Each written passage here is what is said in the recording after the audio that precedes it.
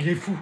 Non, en fait, ce petit, c'est vraiment le neuf du siècle. Il fait que des trucs de fou sur le terrain. Avant toute chose, hein, de son propre camp, l'extérieur de Vinicius permet la folle projection de Hendrik face à deux défenseurs, même trois. Il arrive à prendre le dessus. Petit à petit, il en avait ça contre le gardien. Il a toutes les possibilités du monde. Sachant que le gardien est vraiment avancé. C'est d'ailleurs cette prise d'information en pleine course qui va le faire cogiter. Et il va choisir la meilleure option possible qu'aurait pu prendre un neuf. Avec un gardien aussi avancé, lober. Il vient normal lober le gardien et permettre au Real Madrid d'égaliser. Sachant que juste avant ce fou, il nous avait lâché un enchaînement incompréhensible en pleine surface adverse. Le ballon retombe sur lui. Il va réussir à contrôler ça alors que ça retombe derrière lui. Face au ballon, il va chercher à le conserver. Arrive à le reprojeter en l'air et là, devant deux défenseurs, il va faire quoi? En fait, c'est un malade.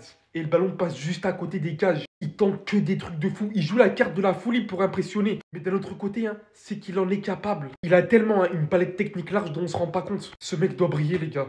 Par n'importe quel moyen, mais faites-le moi briller. Ce qu'il est capable de faire, c'est trop une dinguerie. Il est littéralement en train de carry, là, de porter le Real Madrid en Coupe du Roi. 5 matchs, 5 buts. À son âge, il est vraiment en train d'utiliser le système parfait qu'attendait Carlo Ancelotti de sa part. Genre, t'es recruté, tu vas pas joué énormément de matchs, mais quand t'as l'occasion, fais-toi montrer. Et là, il en a le parfait exemple. Et il reste une mi-temps.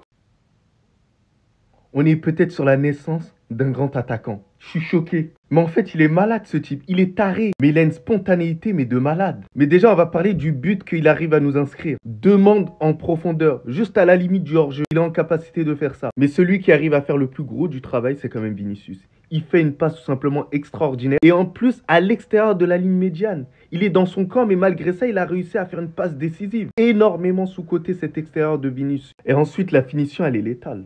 Elle est magnifique, elle n'est pas donnée à tout le monde. Cette finesse technique. En fait, ce que j'ai aimé dans cette première mi-temps, c'est qu'on voit que Hendrik, c'est un vrai numéro 9. Il sait où se positionner dans le bon moment, prendre le bon espace. Parce que je ne sais pas si vous avez vu, mais Jude Bellingham, mais on le voyait davantage. Mais c'était incroyable. Donc par pitié, Carlo Ancelotti, davantage de matchs pour ce joueur-là. Il est vraiment incroyable. Il a une marge de progression tout simplement extraordinaire. Dans n'importe quel club, il aurait eu un minimum de temps de jeu. Je dis pas qu'il doit être titulaire là dès maintenant. Mais en tout cas, il mérite beaucoup plus de temps de jeu. Ça se voit qu'il est prêt. C'est pas pour rien qu'on aime ce petit. C'est la Copa d'Hendrik et pas la Copa del Rey. Il n'y a pas un match de Copa del Rey qui va débuter sans montrer son talent. Depuis le début de la saison, toutes les fois où il a eu du temps de jeu, il a prouvé. Rarement même Carlo Ancelotti qui a du mal à faire confiance à certains joueurs, surtout les nouveaux joueurs, il l'a fait confiance et la Copa del Rey est devenue sa compétition. Dès le début du match aujourd'hui, Hendrik a annoncé la couleur avec cette bicyclette qu'il a tenté. Le ballon était en l'air, il était dans la surface entouré de deux joueurs de la Real Sociedad. Il fait monter le ballon en l'air. Là, il tente une bicyclette de taré, les amis. Malheureusement, ça passe à côté. Juste ça montre à quel point le gamin est audacieux. Et le but qu'il a marqué là, est-ce qu'on peut en parler s'il vous plaît? Déjà, parlons même de la passe décisive de Vinicius. Rarement j'ai cru voir Modric sur le terrain. Sur la ligne de touche dans le camp du Real Madrid, il a lâché à l'extérieur du futur. Regardez Hendrik qui fait l'appel. Le petit s'est retrouvé devant le gardien et le connaissant, il rigole pas devant les buts. Ça, c'est un vrai attaquant. Même à son jeune âge, on sent que ouais, il est beaucoup plus cohérent à ce poste-là. La finition au rendez-vous, le gars il est venu, il a piqué sans même réfléchir. C'était un automatisme même. Et la célébration qui va avec. Par contre, la célébration, mon ami. Après, ça reste un hommage à Vinicius parce que c'est Vinicius qui l'a quand même fait la passe. Vraiment, est-ce que vous vous rendez compte du talent que ce gamin-là a? Il joue presque jamais. Le peu de temps où on le laisse jouer, à chaque fois, il ferme nos bouches. 5 matchs, 5 buts en 4 titularisations. Rarement, il y en a qui commencent à dire que si ce gars-là était titulaire depuis le début de la saison à la place de Kylian Mbappé, il aurait sûrement aussi marqué le même nombre de buts que Kylian Mbappé en ce moment. Enfin, moi, je dirais pas ça, mais je pense qu'il aurait quand même marqué beaucoup de buts parce qu'il n'aurait pas eu besoin d'adaptation à ce poste-là, étant donné que c'est son poste de prédilection. Bref, en tout cas, il est en train de sortir un match de taré, les gars. J'ai tellement la haine. Mais j'ai passé soirée football. Je m'ennuie en première mi-temps. Mais alors, deuxième mi-temps, prolongation de ce match. Regardez juste. But à la 16e, but à la 18e. Après, ça se calme. On revient. But à la 72e. But à la 80e. 3-1 pour la Real Sociedad. But à la 82e. 3-2. But à la 87e. 3-3. Le Real est qualifié pour l'instant. But à la 93e de Yarzabal. Égalisation. On part aux prolongations. But à la 115e. Climatisation. Bonne nuit, emballé c'est pesé, le Real est qualifié. Rudiger qui vient mettre une tête à la Sergio Ramos. C'est cruel le foot, hein. C'est cruel. Je pensais que le Real allait pas aller en finale. Bon. Je vois qu'il y a des Madrilènes qui comprennent toujours pas qu'un Barcelonais, ça souhaite pas la qualif et les victoires du Real. C'est normal que je sois un hater au niveau du score. Mais la victoire est méritée, on va pas se mentir. Très beau match, énormément de retournements de situation. Et encore une fois, on a vu à quel point Carlo Ancelotti est un piètre coach et à quel point il est porté par ses individualités qui sont phénoménales. Et de toute façon, les individualités en question, je vais en parler. dans une vidéo qui arrive. Et moi, je dis le petit là, donnez-lui du temps de jeu. C'est tout. Non, mais en fait, le Real Madrid, je sais pas comment expliquer. Ils s'en sortent toujours. Peu importe la situation, ils sont jamais à terre. C'est un truc de fou. Peu importe, ils gagnent, ils perdent, ils jouent bien, ils jouent mal. Ils se font remonter, ils se font pas remonter. C'est toujours le même scénario. Alors, si on parle du match, bien évidemment, pour moi, il y a penalty ici. Malgré que c'est pas flagrant. Vinicius ne joue pas du tout le ballon. Il tient Kubo avec ses mains. Pour moi, c'est faute. Maintenant, il y a aussi une faute, je crois, non sifflée sur Bellingham. Donc ça rééquilibre un peu. Après, je ne mens pas, vous me connaissez, je suis pas du genre à parler des arbitres, donc on va parler de football. Le Real Madrid se qualifie en finale de Coupe du Roi. Demain, ce sera à nous, au Barça, contre l'Atlético. Mais en fait, ce club, cette équipe, les gars, c'est trop. Peu importe la génération qu'ils ont, ils ont toujours le dessus sur l'adversaire.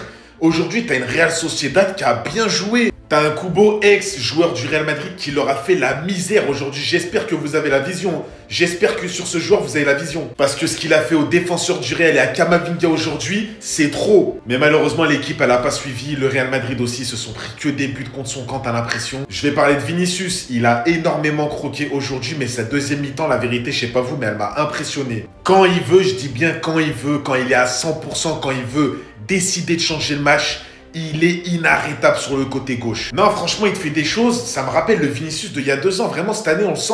C'est un peu une montagne russe. Mais Vinicius, dans les fins de match, quand vraiment il le décide, t'as l'impression qu'il peut retourner le match. Même s'il marque pas, aujourd'hui, il fait quand même une passe D à Jude Bellingham qui la met au fond. T'as un Antonio Rudiger qui était remplaçant, il me semble, si je me trompe pas, qui rentre, qui te fait encore la différence. Non, le Real, franchement, c'est un truc de fou. Bravo. Vous serez en finale. J'espère que demain, le Barça va passer. Comme ça nous fera un beau classico. Dites-moi ce que vous avez passé du match. Bye, Max. On est tellement nuls, les gars. Mais sincèrement, et j'espère que les joueurs sont conscients que là, sur le terrain, ça ne va pas, là. Et ça ne me rassure pas pour la suite. Parce que oui, on est en finale de Copa del Rey.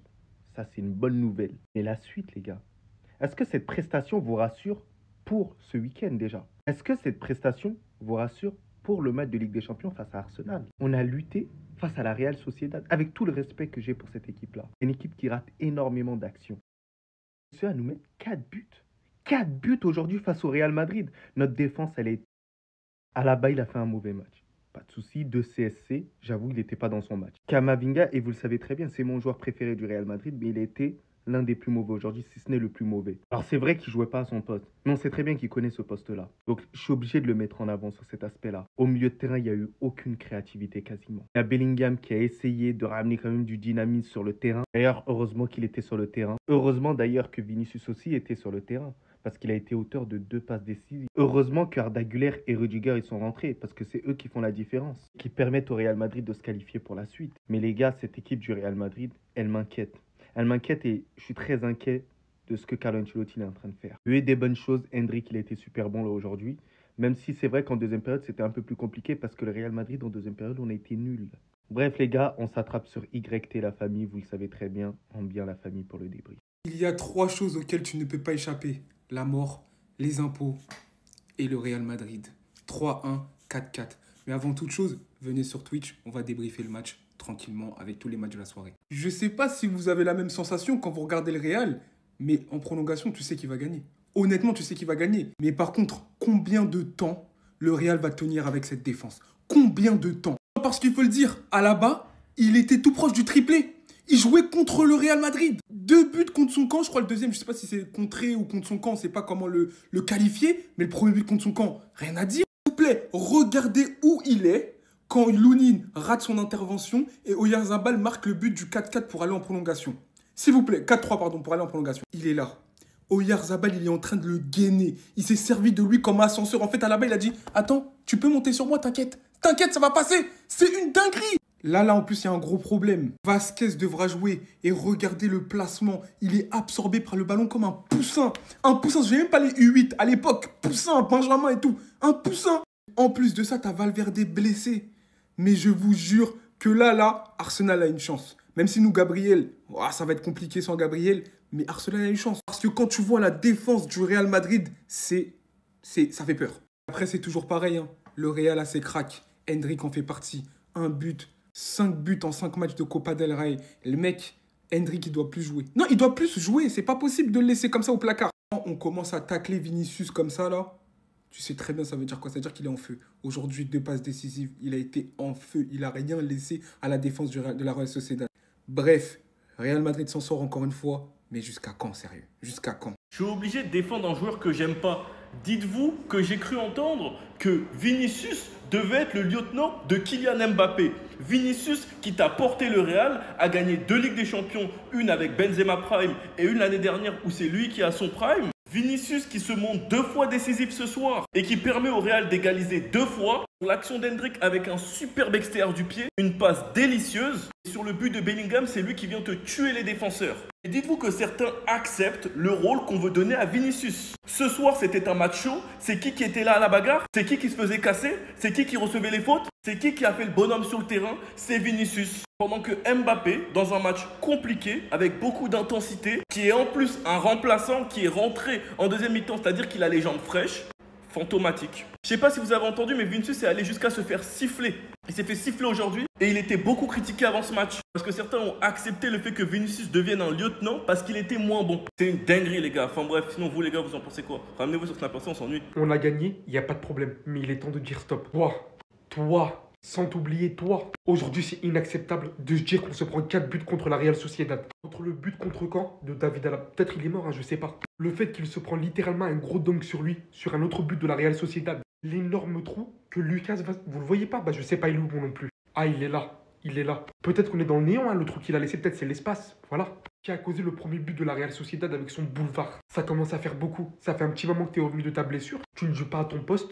On est d'accord. D'ailleurs, tu vas être le moins que je vais allumer entre les tous. Mais là, le niveau que tu affiches, c'est du n'importe quoi depuis que tu es revenu. On ne peut pas tout remettre sur ton poste, puisque même quand tu avais joué au milieu de terrain, c'était pas ça. Aujourd'hui, tu fais partie de la mauvaise performance du Real Madrid. Aujourd'hui, c'est littéralement du n'importe quoi ce qu'on s'est pris. Là, on va pas attendre que l'Arabie Saoudite nous formule une offre, c'est nous qu'on va les envoyer. Mais je parle de leur niveau, je parle même pas de Carlo Ancelotti, qui a laissé souffrir Camavinga autant de temps alors qu'il avait Fran Garcia sur le banc, qui a osé laisser Alaba autant de temps sur le terrain, malgré sa mauvaise performance. De même pour Rodrigo, tout ce qu'il en suit. Des changements ultra tardifs.